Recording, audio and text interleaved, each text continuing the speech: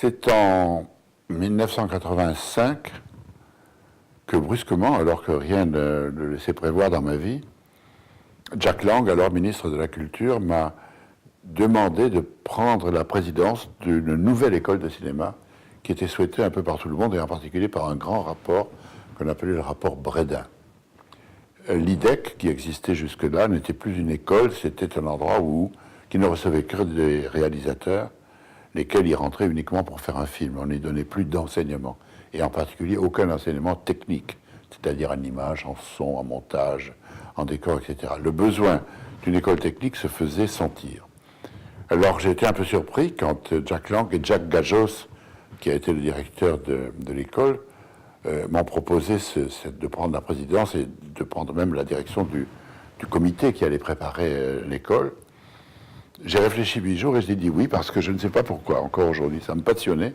Et cette aventure m'a réellement plus qu'intéressé. Alors nous sommes mis au travail en 85, à la fin de l'année. Et ce qui m'a beaucoup encouragé, c'est que pour constituer un comité de travail, j'ai appelé une soixantaine de techniciens, hommes et femmes du cinéma français, de très grand niveau. Je leur ai dit, je n'ai rien à vous proposer que des week-ends de travail, hors de Paris, il n'y a pas d'argent, je ne peux pas vous payer, il n'y en a pas, mais il s'agit de faire une nouvelle école de cinéma. Sur les 60 personnes que j'ai appelées, pas une ne m'a dit non. Tout le monde est venu. Même le vieux Alexandre Trauner, le décorateur qui avait 80 ans, il venait travailler pour rien. Ça m'a beaucoup encouragé. Et j'ai gardé, alors j'avais pris certains des directeurs et de ceux qui avaient travaillé à l'IDEC pour faire la liaison.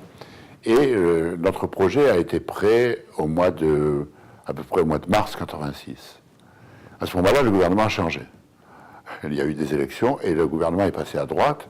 Et je me suis trouvé avec un secrétaire d'État à la culture, Philippe de Villiers, qui n'avait jamais entendu parler du projet, qui ne savait même pas ce que c'était que l'IDEC.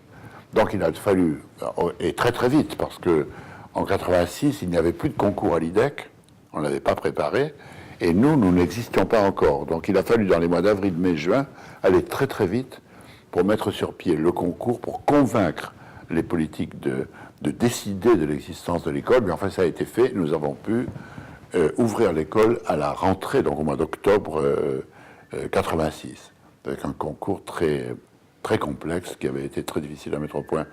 Et j'ai présidé cette école pendant 10 ans, de mon mieux, en dirigeant chaque année un atelier pendant 15 jours entre scénaristes et réalisateurs, en présidant les assemblées générales, les conseils d'administration, enfin tout ce que suppose l'administration d'une grande école. Et je suis très heureux de voir qu'après mes 10 ans, l'école continue à fonctionner très bien, qu'il y a beaucoup de jeunes cinéastes très intéressants qui en sortent, qui continuent à en sortir.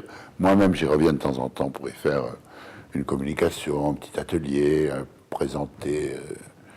Je leur ai amené à Basquiat Ostami, par exemple, un jour, etc., tel ou tel cinéaste. Je me sens toujours un peu chez moi. Il y a encore des gens qui y travaillent que j'ai connus et que j'ai connus à l'époque. Mon seul grand regret et tristesse, c'est la mort de Jack Gajos, qui a été très injustement forcé à démissionner de son poste de directeur à la suite d'une manœuvre calomnieuse, abominable, et qui est mort d'une attaque cardiaque 2 ou 3 ans plus tard. Ça, je dédie toujours mes souvenirs de la Fémis à l'excellent Jack Gajos, que je regrette beaucoup.